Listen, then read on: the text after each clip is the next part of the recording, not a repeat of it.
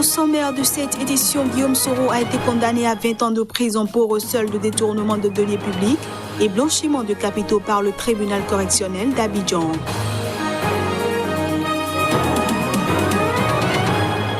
Au Burundi, l'opposant Agathon Rwasa, candidat du Conseil national pour la liberté, a lancé sa campagne électorale à Ngozi, sans crainte du coronavirus.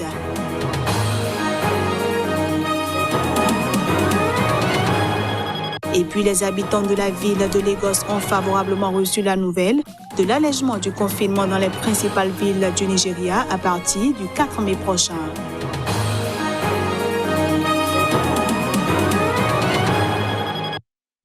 Voilà pour le sommaire. À toutes et à tous, bienvenue.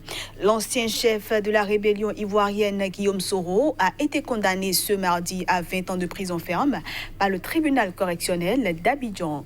Il est accusé d'avoir acheté en 2007 sa résidence d'Abidjan avec des fonds publics.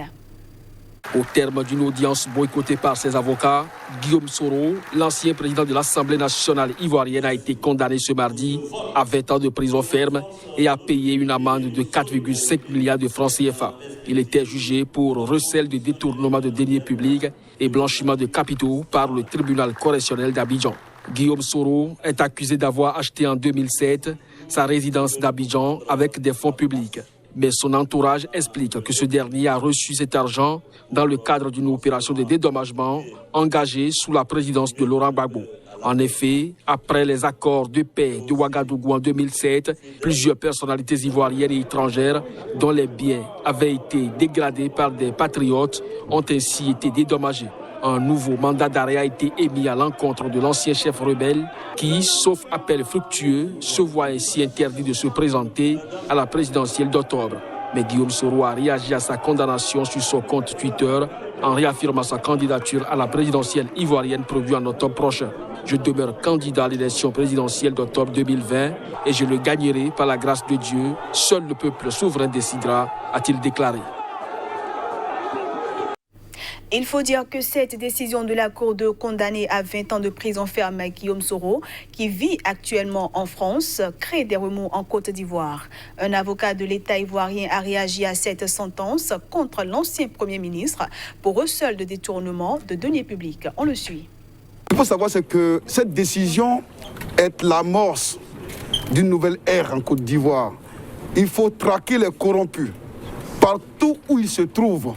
Disons que notre État puisse se conformer à ses engagements, à savoir la lutte contre la corruption, chère à notre client, l'État de Côte d'Ivoire. Le procès est loin d'être politique, vous avez constaté à l'audience, avec les différents témoignages, les pièces du dossier, que des fonds ont été effectivement détournés au préjudice de l'État de Côte d'Ivoire. Sauf mauvaise foi, on ne peut pas voir en ce procès une quelconque volonté politique. Et l'État de Côte d'Ivoire, nous sommes satisfaits que notre demande de réparation a été satisfaite par le tribunal, à savoir la condamnation du prévenu au paiement de la somme de 2 milliards de francs à titre de dommages et intérêts.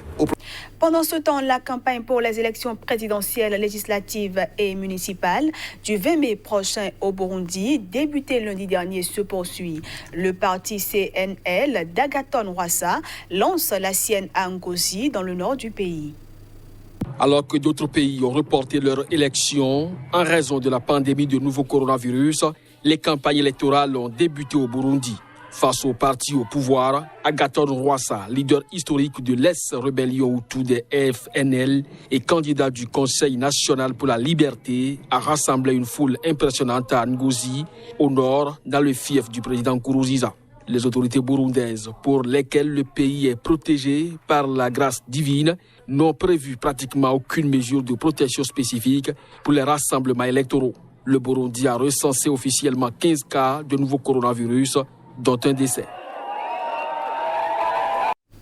Un incendie a ravagé ce mardi l'un des principaux camps informels de déplacés de Bamako, où plus de 1000 personnes ayant fui les violences dans le centre du Mali ont trouvé refuge. Les dégâts matériels sont en revanche très importants. Le camp dit de Faladier, composé de huttes de fortune installées sur une décharge du sud de la capitale malienne, a été réduit en cendres. Allègement du confinement dans les principales villes du pays à partir du 4 mai prochain. Cette annonce de Muhammadu Buhari a été favorablement reçue dans les rues de Lagos, où les habitants attendent de pouvoir reprendre le travail pour pouvoir se nourrir. Le président du Nigeria a annoncé lundi soir un déconfinement progressif dans le pays, mais il imposera un couvre-feu nocturne et le port de masques. Muhammadu Buhari a fait part de sa décision dans une allocution télévisée très attendue. Les frontières inter-États resteront fermées, sauf pour les besoins de première nécessité. Ces nouvelles mesures ne s'appliqueront toutefois pas à l'État de Kano, qui a enregistré ces derniers jours un grand nombre de morts mystérieuses qui sont encore en cours d'autopsie, selon les autorités locales. Pour certains citoyens à Lagos, même si la peur du virus est bien présente, le confinement ne pourra jamais fonctionner si le gouvernement ne vient pas en aide à la population. Les gens sont prêts à respecter le confinement, à rester à l'intérieur. Personne ne veut sortir. Mais si vous êtes à l'intérieur, vous souffrez. Vous fuyez le coronavirus et souffrez en même temps de la faim quand vous êtes chez vous. Alors, vous savez que ça ne peut pas marcher. Mais si les gens vont à leur travail, au moins ils gagnent un peu d'argent, ils reviennent chez eux. Ensuite, à partir de 8 h du soir, c'est le couvre-feu jusqu'à 6 h du matin. Dans d'autres pays où le confinement est également en vigueur, le gouvernement aide les gens. S'il nous aide, ce ne sera pas un problème. Même si cela prend un an, si le gouvernement peut s'occuper de la population, les gens ne se plaindront pas. C'est parce qu'ils ne prennent pas soin des gens qu'ils se plaignent. Les mesures de confinement imposées par le gouvernement fédéral dans les États de Lagos, Abuja et Ogun et appliquées dans plusieurs autres États par les gouverneurs ont en effet entraîné de vives tensions sociales au Nigeria, où la majorité de la population dépend de l'économie informelle pour sa survie. Le Nigeria recensait lundi près de 1300 cas officiellement déclarés d'infection au coronavirus et 40 décès. L'évolution du Covid-19 inquiète la communauté internationale. La propagation de la maladie risque de dévaster des pays d'Afrique de l'Est. Selon l'ONU, l'insécurité alimentaire y pourrait plus que doubler en seulement 3 mois. Le programme alimentaire mondial estime qu'environ 20 millions de personnes souffrent d'insécurité alimentaire actuellement dans 9 pays de l'Afrique de l'Est. Il s'agit du Burundi, de Djibouti, de l'Éthiopie, de l'Érythrée, du Kenya, du Rwanda, de la Somalie, du Soudan du Sud et de l'Ouganda. Ces pays ont jusqu'à présent enregistré peu de cas confirmés de Covid-19 par rapport à la plupart des autres régions dans le monde. Toutefois, en raison de la fragilité de leur économie et de leurs infrastructures sanitaires insuffisantes, ces 9 pays sont considérés comme très vulnérables face à la pandémie. Selon les projections actuelles du Programme alimentaire mondial, le nombre de personnes en situation d'insécurité alimentaire dans la région devrait passer à 34 ou jusqu'à 49 millions au cours des 3 prochains mois en raison de l'impact socio-économique du Covid-19. Dans le pire des cas, l'insécurité alimentaire aura plus que doublé et près de la moitié de ces 43 millions de personnes risquent de se retrouver en situation d'insécurité alimentaire aiguë. D'après la porte-parole du PAM, il ne s'agit pas seulement d'un problème lié à l'offre de nourriture comme la sécheresse ou les criquets ou d'un problème de demande comme une récession. Il s'agit des deux à la fois et à l'échelle mondiale. On passe à présent à la revue de presse Afrique.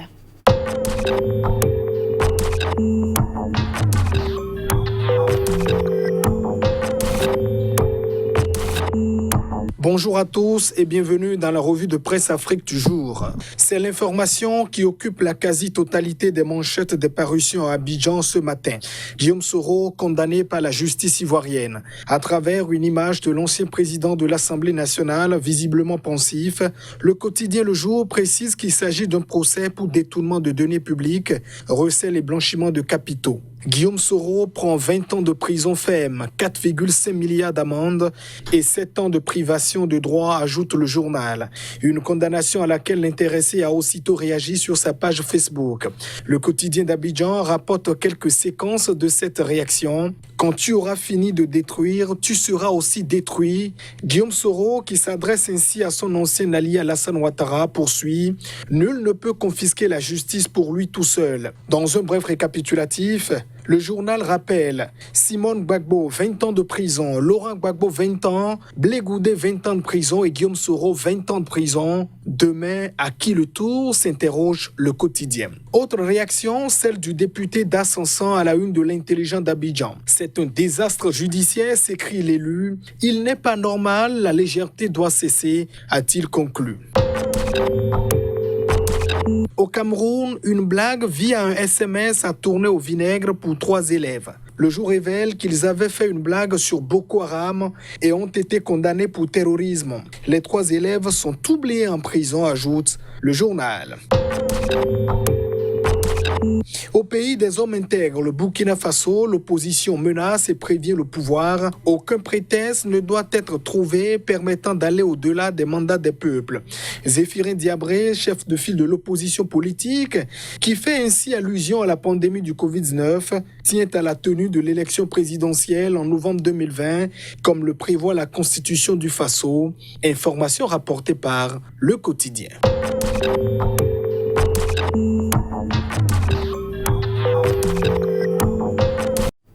Voilà qui vient mettre un terme à cette édition que je vous remercie d'avoir suivi.